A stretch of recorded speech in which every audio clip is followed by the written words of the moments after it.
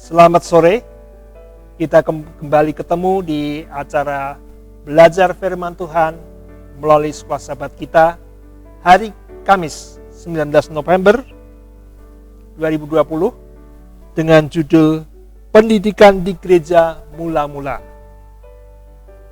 Tema daripada pelajaran kita sepanjang triwulan ini adalah pendidikan. Dan kita tahu pendidikan itu apa? Bukan hanya untuk menjadi orang yang pandai, mengetahui segala sesuatu, bukan. Tetapi pendidikan sejati adalah mengembalikan citra Allah yang rusak dalam diri manusia. Jadi, pada waktu Adam dan Hawa diciptakan, menurut gambar dan rupa Allah. Tetapi setelah jatuh dalam dosa, gambar dan rupa Allah itu rusak. Dan Tuhan ingin untuk mengembalikan citra Allah di dalam diri manusia. Yaitu dengan mengutus Yesus Kristus sebagai penebus dosa manusia. Jadi, judul pelajaran kita minggu ini adalah pendidikan dan penebusan itu saling berkaitan. Dikatakan menyatu. Nah, menjadi orang Kristen seperti orang yang belajar. Setelah dibaptis bukan selesai begitu saja, tapi harus apa? Bertumbuh. Seperti anak sekolah, dari sekolah dasar, sekolah menengah atas, sampai perguruan tinggi. Umat Kristen, umat Tuhan juga harus bertumbuh.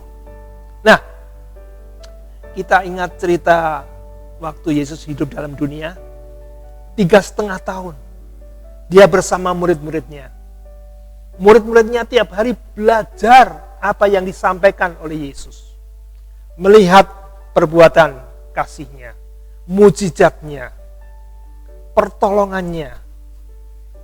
Dilihat. Nah, setelah 3,5 tahun Yesus naik ke sorga, bagaimana murid ini? Apakah sudah siap?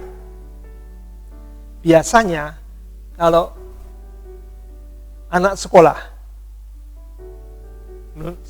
menengah pertama, 3 tahun, selesai, dia sudah siap untuk menengah atas, SMA.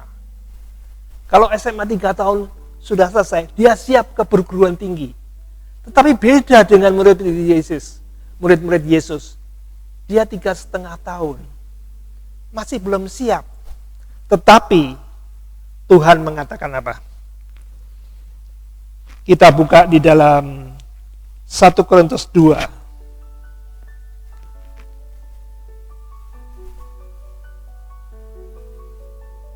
Ayat 4. Baik perkataanku maupun pemberitaanku, tidak kusampaikan dengan kata-kata hikmat yang meyakinkan, tetapi dengan keyakinan akan kekuatan roh.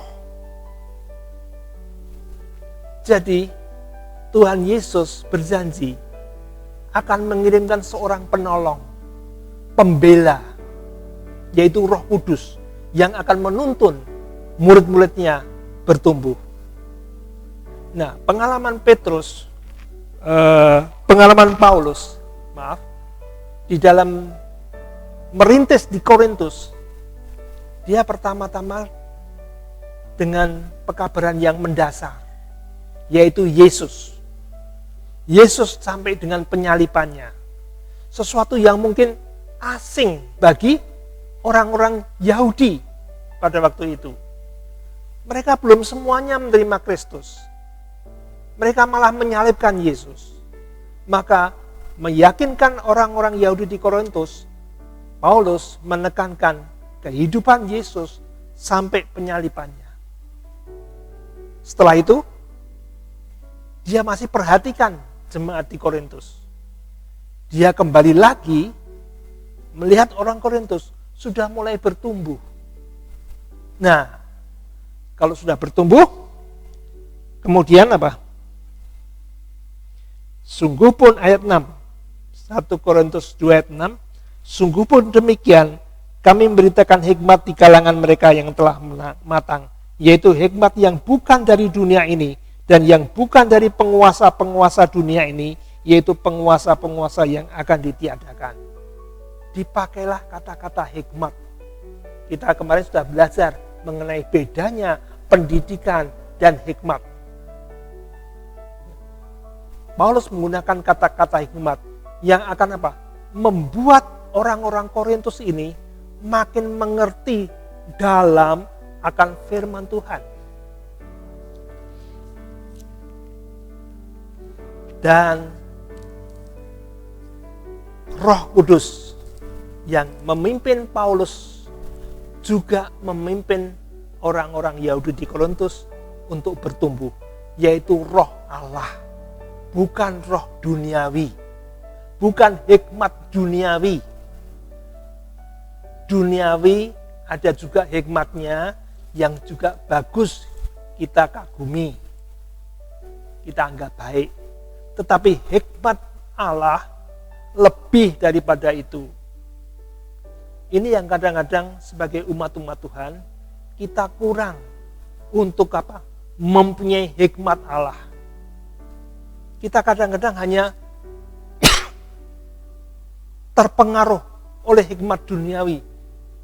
Gereja besar, maju dengan segala cara bagus. Tetapi bagaimana hubungan pribadi anggota-anggotanya dengan Tuhan? Itu bisa dilihat dari kehidupannya. Saudaraku, inilah yang diajarkan oleh Paulus. Bagaimana pendidikan di gereja mula-mula ini, yaitu mengajarkan dengan hikmat Allah dan juga apa? Dikatakan ayat 16, sebab siapakah yang mengetahui pikiran Tuhan sehingga ia dapat menasihati dia, tetapi kami memiliki pikiran Kristus. Umat Tuhan yang bertumbuh adalah umat Tuhan yang pikirannya seperti Kristus. Bukan kemegahan, kesuksesan seperti dunia, tapi bagaimana jiwa atau hati pribadi umat-umat Tuhan itu kepada Kristus, sehingga kehidupannya mencerminkan kehidupan Kristus. Kiranya pelajaran ini, pendidikan kita sebagai umat Tuhan bertumbuh tiap hari. Tidak bosan-bosannya firman Tuhan digali makin dalam, makin besar maknanya. Tuhan memberkati.